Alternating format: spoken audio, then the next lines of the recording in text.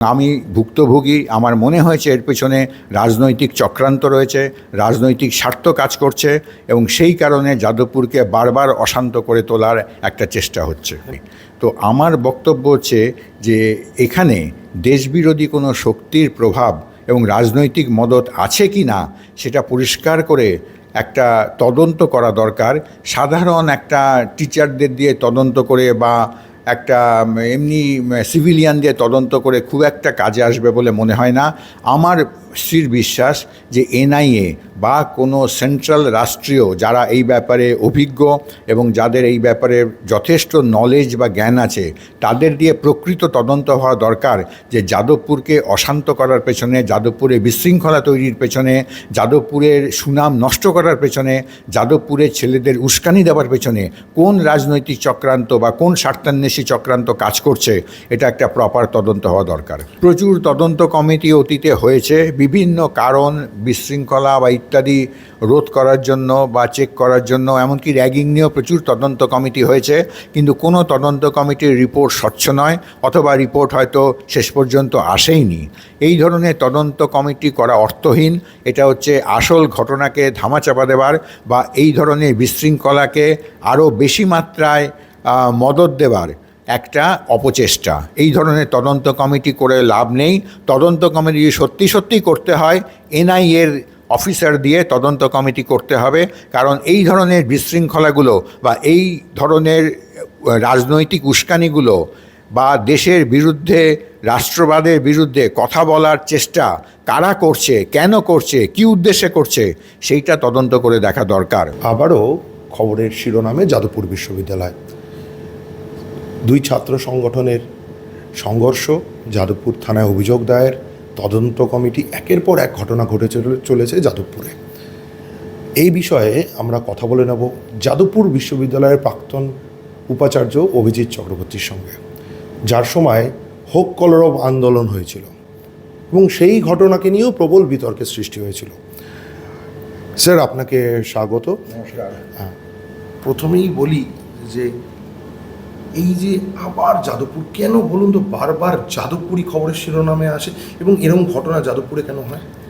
যাদবপুরে নৈরাজ্য, অরাজকতা, হিংসার রাজনীতি তো আজ নয়, সেই 1970 সালে তখনকার জনপ্রিয় ছাত্রদরদী প্রবাদ প্রতিম উপাচার্য এবং শিক্ষক গোপালচন্দ্র সেনকে হত্যা করা হয়েছিল ক্যাম্পাসের মধ্যে।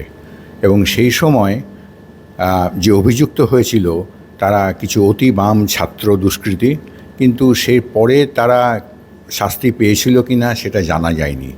এরপরে বহুবার বিভিন্ন সময় উপাচার্য আধিকারিকদের ওপর অত্যাচার হয়েছে, নিগ্রহ হয়েছে। এমনকি রিসেন্ট পাস্টে আপনি হয়তো শুনবেন যে আগের সরকারের আমলে শিক্ষামন্ত্রী ব্রাত্য বসুকে হেনস্থা করা হয়েছে, তার আগে কেন্দ্রীয় মন্ত্রী বাবুল সুপ্রিয়কে হেনস্থা করা হয়েছে। এবং যখনই যাদবপুর বিশ্ববিদ্যালয়ে কিছু অন্য মতবাদ কেউ প্রকাশ করার বা প্রচার করার চেষ্টা করেন, তখনই যাদবপুর বিশ্ববিদ্যালয়ের কিছু ছাত্রছাত্রী এবং শিক্ষক তার বিরুদ্ধে যায় এবং আলটিমেটলি দেখা যায় যে সেটা একটা অরাজকতা, একটা বিশৃঙ্খলা তৈরি হচ্ছে। এবং আরেকটা জিনিস আপনারা লক্ষ্য করবেন যে এই বিশৃঙ্খলা, অরাজকতা আন্দোলন একই ধাঁচে দীর্ঘদিন ধরে চলে আসছে। ছাত্ররা কিন্তু থাকে না, তারা পাশ করে বেরিয়ে যায়, কিন্তু আন্দোলনের ধারা কিন্তু একই রকম থাকছে। সেইটা কেন থাকছে সেটাও কিন্তু এই প্রসঙ্গে প্রাসঙ্গিক হয়ে উঠেছে। কারা করছে এই একইভাবে একভাবে? নিশ্চয়ই এর পিছনে কোনো মদত রয়েছে, নির্দিষ্টভাবে কিছু ছাত্রছাত্রী বা যারা কোনো পলিটিক্যাল পার্টির সঙ্গে যুক্ত তারাই কি করছে এভাবে একটা নির্দিষ্টভাবে? কি মনে করেন আপনি? আমি মনে করি এবং আমি নিজে ভুক্তভোগী, আমি দেখেছি যে এর পেছনে রাজনৈতিক মদত রয়েছে। রাজনৈতিক চিন্তা বা রাজনৈতিক ভাবধারাকে কেন্দ্র করে বা তার আড়ালে প্রচণ্ড বিশৃঙ্খলা সৃষ্টি এবং স্বার্থান্বেষী কিছু চক্র এখানে কাজ করে এবং যাদবপুর ইউনিভার্সিটির ক্যাম্পাসে নানান রকম অশান্তি তৈরি করে।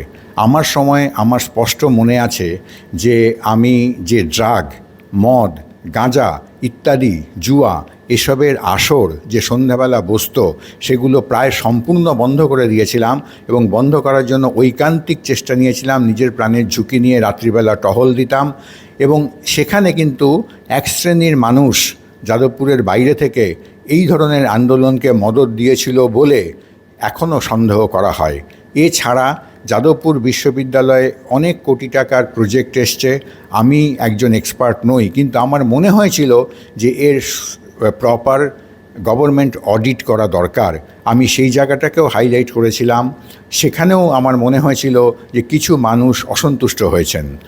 শিক্ষকদের মধ্যে অনেকেই রয়েছেন যারা বাম মনোভাবাপন্ন বা অতি বাম মনোভাবাপন্ন, তাতে কোনো আপত্তি নেই। একটা ডেমোক্রেটিক কান্ট্রি বা একটা ডেমোক্রেটিক সেট আপে বিভিন্ন মানুষ থাকতেই পারেন। এটা তো অন্যান্য ইউনিভার্সিটিতেও রয়েছে, বাম ছাত্র রয়েছে, বাম মনোভাবাপন্ন ছাত্র শিক্ষক রয়েছেন, কিন্তু সেখানে এই ধরনের আন্দোলন বা বিশৃঙ্খলা তৈরির চেষ্টা বা এই ঘটনাগুলো দেখবেন সেইভাবে হয় না, বারবার এখানেই হয়। আমার ধারণা এবং আমি ভুক্তভোগী, আমার মনে হয়েছে এর পেছনে রাজনৈতিক চক্রান্ত রয়েছে, রাজনৈতিক স্বার্থ কাজ করছে এবং সেই কারণে যাদবপুরকে বারবার অশান্ত করে তোলার একটা চেষ্টা হচ্ছে। এখানে বারবার অভিযোগ ওঠে যে বামপন্থীরা এবং অতি বাম তারা নিজেদের এক আধিপত্য এখানে একদম বজায় রাখতে চায়, সেই কারণেই বারবার এই জায়গাটা আটকে রাখতে চাইছে। এবং কিছুদিন আগে দেখলাম মুখ্যমন্ত্রী শুভেন্দু অধিকারীও বলেছে এখানে কাশ্মীর মাঙ্গে আজাদি এই স্লোগান তোলা যাবে না, এইগুলো মেনে নেওয়া হবে না। এই ব্যাপারে কী বলবেন? এই ব্যাপারে আমি বলবো যে আমাদের পশ্চিমবঙ্গের অন্যান্য বিশ্ববিদ্যালয়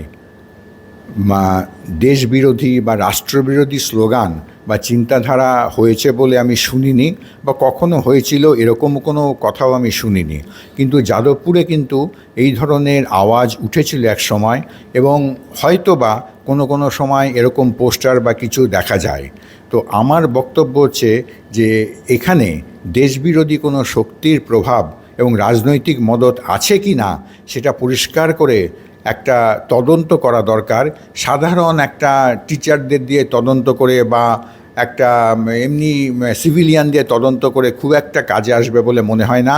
আমার স্থির বিশ্বাস যে এনআইএ বা কোনো সেন্ট্রাল রাষ্ট্রীয় যারা এই ব্যাপারে অভিজ্ঞ এবং যাদের এই ব্যাপারে যথেষ্ট নলেজ বা জ্ঞান আছে, তাদের দিয়ে প্রকৃত তদন্ত হওয়া দরকার যে যাদবপুরকে অশান্ত করার পেছনে, যাদবপুরে বিশৃঙ্খলা তৈরির পেছনে, যাদবপুরের সুনাম নষ্ট করার পেছনে, যাদবপুরের ছেলেদের উস্কানি দেওয়ার পেছনে কোন রাজনৈতিক চক্রান্ত বা কোন স্বার্থান্বেষী চক্রান্ত কাজ করছে, এটা একটা প্রপার তদন্ত হওয়া দরকার।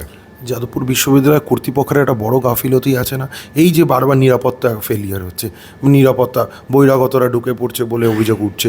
শুধু তাই নয়, গেটগুলোতে প্রপার চেকিং হচ্ছে না বলে একটা অভিযোগ, সিসিটিভির পর্যাপ্ত নেই। কিন্তু যাদবপুর কর্তৃপক্ষ, উপাচার্য, তারা কি বারবার ব্যর্থ হচ্ছে?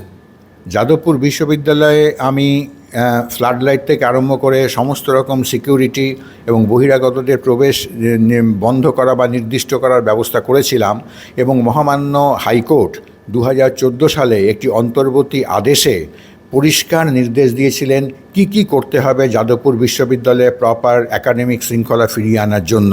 আমি চলে আসার পর সেগুলো কিছুই মান্য করা হয়নি এবং সিসিটিভি খুলে ফেলা হয়েছিল, এবং কতিপয় ছাত্র এবং কতিপয় অন্যান্য মানুষকে প্রশ্রয় দেওয়ার জন্য নানান রকম পপুলিস্ট মেজার নেওয়া হয়, যেগুলো আলটিমেটলি যাদবপুরে ক্ষতি করে। এবং সবচেয়ে বড় দুর্ভাগ্যজনক হলো এই সিসিটিভি খোলা বা এই সব আমার যে কাজগুলো সেগুলোকে নষ্ট করার জন্য আমরা দেখেছি একটি ছাত্রের অকাল মৃত্যুও হয়েছে যাদবপুরে। সুতরাং সেই দিক থেকে বলতে গেলে আমার মনে হয় কর্তৃপক্ষের গাফিলতি যথেষ্ট আছে, এবং এই যাদবপুরে যে ধরনের অত্যাচার সহ্য করতে হয় সাধারণ শিক্ষকদের যারা এর বিরুদ্ধে কথা বলেন, সেই ব্যাপারে কর্তৃপক্ষ মোটেই কোনো ব্যবস্থা নেয় না। আমি খুব পরিষ্কারভাবে বলতে পারি, কয়েক বছর আগে যাদবপুরে একজন সংখ্যালঘু সম্প্রদায়ের শিক্ষক, যিনি যথেষ্ট তার নিজস্ব সাবজেক্টে পারদর্শী ছিলেন, তাকে নানান রকম মানসিক অত্যাচার করা হয়েছিল এবং শেষ পর্যন্ত তার মৃত্যু হয় অবসাদের জন্য। কিন্তু সেই মৃত্যুর পিছনে কী কারণ ছিল সেগুলো আজ অবধি পরিষ্কার করে ফুটে ওঠেনি। এবং জিওলজি ডিপার্টমেন্টেও একজন সংখ্যালঘু সম্প্রদায়ের টিচারকে অন্যায়ভাবে দীর্ঘদিন ধরে তাকে ঢুকতে দেওয়া হয়নি, শেষ পর্যন্ত তৎকালীন রাজ্যপালের হস্তক্ষেপে কমিটি তৈরি করে প্রপার আইনের পদ্ধতি দিয়ে তাকে সেখানে চাকরি দেওয়া হয়েছে। এই ধরনের, এবং যাদবপুরে প্রতিবন্ধীদের ওপর র্যাগিং হয়, যাদবপুরে সাধারণ ছাত্রদের ওপর র্যাগিং হয়, কিন্তু যাদবপুরের যে শিক্ষক সংগঠন আছে তাদের আমি দেখিনি যে এই ধরনের অন্যায়ের বিরুদ্ধে মানব শৃঙ্খল তৈরি করতে। যাদবপুরের ছাত্রদের দেখিনি যে মানব শৃঙ্খল তৈরি করতে তাদের এই সব কিছু ছেলের অন্যায়ের বিরুদ্ধে। কিন্তু রাজনৈতিক কারণে কোথায় কি হচ্ছে না হচ্ছে অন্য জায়গায়, তার জন্য কিন্তু কথায় কথায় মানব শৃঙ্খল তৈরি হয় এবং একটা রাজনৈতিক উস্কানি চক্রান্ত চলতে থাকে। আপনি শিক্ষক সংগঠনের কথা বললেন, শিক্ষক সংগঠন বলতে কি আপনি স্পেসিফিকভাবে জুটার কথা বলছেন? শিক্ষক সংগঠনভাবে প্রথমেই জুটার কথা মনে আসবে, কারণ সেটাই বড় সংগঠন। জুটার মধ্যে যারা রয়েছেন তাদের মধ্যে কিছু শিক্ষক আছেন যারা বিভিন্ন রকম বাম বা অতিবাম মানসিকতা হয়তো বিশ্বাস করেন, তাতে কোনো অসুবিধা নেই। কিন্তু যখন এই ছাত্র আন্দোলনগুলো তৈরি হয়, যখন এই ছাত্রদের বাইরে থেকে উস্কানি দেওয়া হয়, তখন কিন্তু তাদের প্রপার হস্তক্ষেপ আমি অন্তত আমার কাছে পরিলক্ষিত হয়নি। আমি দেখিনি যে তারা সেই সময় এসে ছাত্রদের বুঝিয়ে প্রপার ওয়েতে একাডেমিক ডিসিপ্লিন ফিরিয়ে এনেছেন। অথচ ক্রিটিসিজমের বেলায় তারা সব কিছু ব্যাপারে ক্রিটিসিজম করেন। সেই কারণে আমার মনে হয় শিক্ষকদের আরেকটু সচেষ্ট হওয়া দরকার এবং তাদের রাজনৈতিক চিন্তাধারাকে আড়ালে রেখে বা রাজনৈতিক চিন্তাধারাকে স্থগিত রেখে সত্যিকারের ইউনিভার্সিটির জন্য চিন্তা করাটা প্রয়োজন। বামপন্থী শিক্ষক বহু ইউনিভার্সিটির রয়েছেন, কলকাতা বিশ্ববিদ্যালয়ের অনেক আছেন, আইআইএসসিতে আছেন। তারা তো যখনই কোনো স্টুডেন্ট আনরেস্ট বা স্টুডেন্ট প্রবলেম হয় তখনই তারা ঝাঁপিয়ে পড়েন। আমি দীর্ঘদিন শিক্ষকতা করেছি, আইআইএসটি শিবপুর এবং কলকাতা বিশ্ববিদ্যালয়েও শিক্ষকতা করেছি। আমরা সবসময় এগিয়ে যেতাম ছাত্রদের কন্ট্রোল করার জন্য, ছাত্রদের প্রপার ওয়েতে গাইড করার জন্য। যাদবপুরে সেই রকম ব্যবস্থা শিক্ষকরা বা শিক্ষক সংগঠন নিয়েছেন কি না সেটা আমার জানা নেই, এবং সাধারণ দৃষ্টিতে দেখতে গেলে আমি এই ধরনের কোনো প্রচেষ্টা লক্ষ্য করিনি। আর একটা বিষয় যে এই যে 19 তারিখ রাতে যেভাবে একটা অভিযোগ উঠলো যে গেট ভেঙে বহিরাগতরা ভেতরে ঢুকছে, একটা স্পষ্ট অভিযোগ উঠলো এবং সেই ছবি সিসিটিভিতে দেখা গেল এবং সেখানে বেশ কিছু পরিচিত মুখ ছিল। এই বিষয়টাকে কি করে দেখছেন আপনি? বহিরাগতদের যাদবপুর বিশ্ববিদ্যালয়ে প্রবেশ করার অধিকার অনেক দিন আগেই দেওয়া হয়েছে এবং যাদবপুর বহিরাগতদের মুক্তাঞ্চল। যে কোনো লোক যে কোনো কারণে যে কোনো অপরাধের ইচ্ছায় যে কোনো সময় প্রবেশ করত যাদবপুরে মুক্ত মন, যুক্তিবাদী মন, ডেমোক্রেসি ইত্যাদি নানান রকম ভেগ ধরে তার আড়ালে এক অপরাধীদের মুক্তাঞ্চলে পরিণত হয়েছিল। সেখানে শিক্ষকদের কোনো সিকিউরিটি ছিল না, সেখানে ছাত্রছাত্রীদের সিকিউরিটি ছিল না। যে কোনো সময় যে কোনো ঘটনা ঘটতে পারত। কিছুদিন আগে একটি মেধাবী ছাত্রীর জলে ডুবে মৃত্যুরও সত্যিকারের কারণ আজ অবধি জানা যায়নি। সেই কারণে আমি বলি বহিরাগতদের ঢোকার প্রবেশের অধিকার যাদবপুর বিশ্ববিদ্যালয়ের কর্তৃপক্ষ দীর্ঘদিন ধরে দিয়ে রেখেছে। আমি বন্ধ করার চেষ্টা করেছিলাম, মহামান্য আদালত বন্ধ করার চেষ্টা করেছে, কিন্তু সেইভাবে কোনো কাজ হয়নি। এখন সেই অবস্থার মধ্যে বহিরাগত যে কোনো সময় যারা ঢুকতে পারে তারা ওই দিন কেন যে কোনো দিন যে কোনো সময় ঢুকতে পারতো? কী সিকিউরিটি রয়েছে? যাদবপুরের কিচ্ছু সিকিউরিটি নেই। সেই হিসাবে সিসিটিভিগুলো অনেকাংশে কাজ করে না, হয়তো এখানে কাজ করেছে, আরেক জায়গায় গিয়ে দেখবেন হয়তো কাজ করছে না। আগে তো সিসিটিভি বসাতেই দিত না। সিসিটিভি বসাতে না দেওয়ার পেছনে কী উদ্দেশ্য ছিল সেটাও কিন্তু প্রশ্নের ব্যাপার। এবং সিসিটিভি থাকলে হোস্টেলে একটি ছাত্রের যে অকাল মৃত্যু কারণটিও জানা যেত, সেটাও কিন্তু পরিষ্কার। সুতরাং বহিরাগতদের প্রবেশের ব্যাপারে যাদবপুরের যে ঢিলেঢালা মনোভাব সেটাই সেদিন ঘটেছে এবং তার জন্যই এই ধরনের অনভিপ্রেত ঘটনাগুলো বারবার চোখের সামনে ভেসে আসছে। আপনি যখন উপাচার্য ছিলেন একটা হোক কলরবের আন্দোলনের আগে, যেটা নিয়ে সূত্রপাত যে ক্যাম্পাসে পুলিশ ঢুকেছিল, আপনারা এনেছিলেন ফোন করে নৈরাজ্য, আপনাদের মধ্যে যে সমস্যা হয়েছিল তা আটকাতে। একটা বিষয় এখানে বারবার উঠে আসছে যে এখানে বলা হচ্ছে যে পুলিশ পোস্ট করার জন্য একাংশ দাবি করছে আর একাংশ বলছে না, করা যাবে না। পুলিশ পোস্ট এক্ষেত্রে কি করা উচিত বলে মনে করেন বিশ্ববিদ্যালয়ের সার্বিক স্বার্থের কথা ভেবে? আমি খুব দৃঢ় গলায় বলবো, আমি বিশ্বাস করি যে যাদবপুর বিশ্ববিদ্যালয়ে আইনের অনুশাসনে ভারতীয় ন্যায়সংহিতার ধারা অনুযায়ী চলতে গিয়ে প্রয়োজনে পুলিশের পোস্ট এবং সিকিউরিটি অনেক বেশি মাত্রায় বাড়ানো দরকার, কারণ সাধারণ ছাত্রছাত্রী থেকে শুরু করে শিক্ষক কর্মচারীদের প্রত্যেকের সিকিউরিটি এর সঙ্গে যুক্ত। এবং যাদবপুর বিশ্ববিদ্যালয়ে আমি দেখেছি অতীতে অবাধে অতি বামপন্থী এবং বামপন্থী নেতারা ঘুরে বেড়ায়, অজস্র বহিরাগত বিভিন্ন রকম রাজনৈতিক দলের ছত্রছায়ায় ঢুকে এখানে নানান রকমভাবে ছাত্রদের উস্কানি দেওয়ার চেষ্টা করে।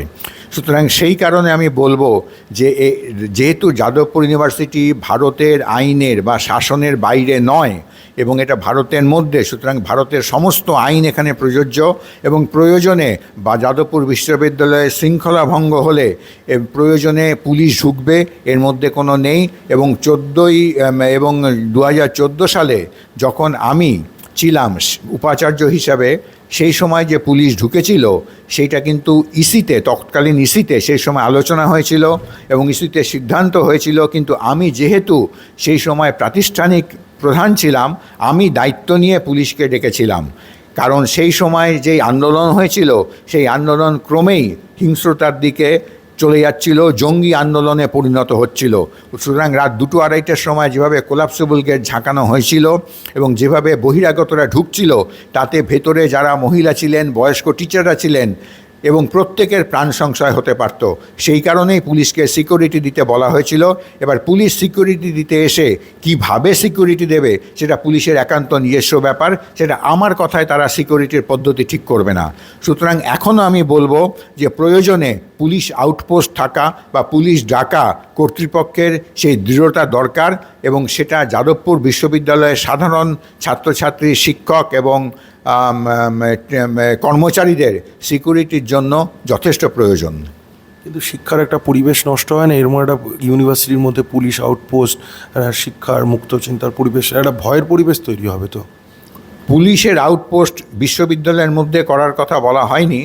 আমার যতদূর মনে আছে মহামান্য আদালত বলেছিলেন যে 4 নম্বর গেট অথবা 3 নম্বর গেট, কোনো একটা গেটের বাইরে পুলিশ আউটপোস্ট থাকবে এবং প্রয়োজনে যদি শৃঙ্খলা ভঙ্গ হয় বা এমন কোনো ঘটনা হয় যেটা কর্তৃপক্ষের নাগালের বাইরে চলে যাচ্ছে, তখন পুলিশ ঢুকে সেটাকে কন্ট্রোল করবে।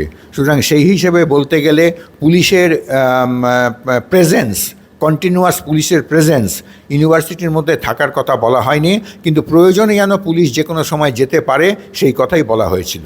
19 আগস্ট এবং 20 আগস্টের রাতে যে ঘটনা ঘটেছে তা নিয়ে একটা তদন্ত কমিটি গঠন হয়েছে, আপনি জানেন নিশ্চয়ই।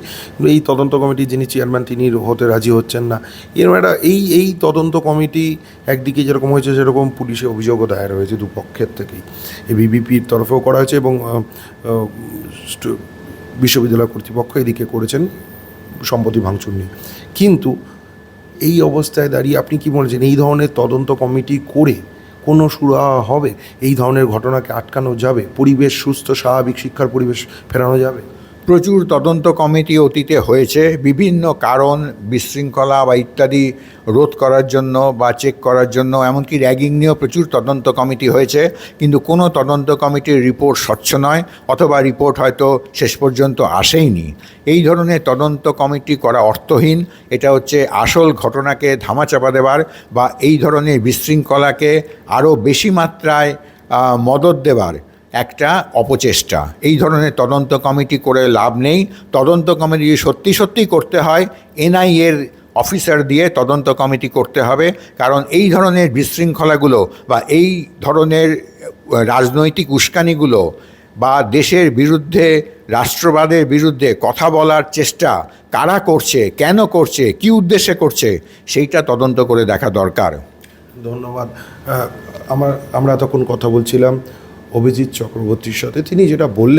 তিনি বললেন যে এই ধরনের ঘটনা যেটা ঘটছে যাদবপুর বিশ্ববিদ্যালয়ে, দেশবিরোধী স্লোগান যেটা উঠছে, এই ক্ষেত্রে কোনো স্বাভাবিক কোনো বিশ্ববিদ্যালয়ের তরফে তদন্ত কমিটি করে সেই তদন্ত কমিটি এই সমস্যার সমাধান করতে পারবে না। প্রয়োজন এখানে এনআইএর মতো সংস্থাকে দিয়ে তদন্ত করার। ক্যামেরায় মৈনাক বাগচির সঙ্গে ইন্দ্রনীল সাহা, এই সময় লাইভ, কলকাতা।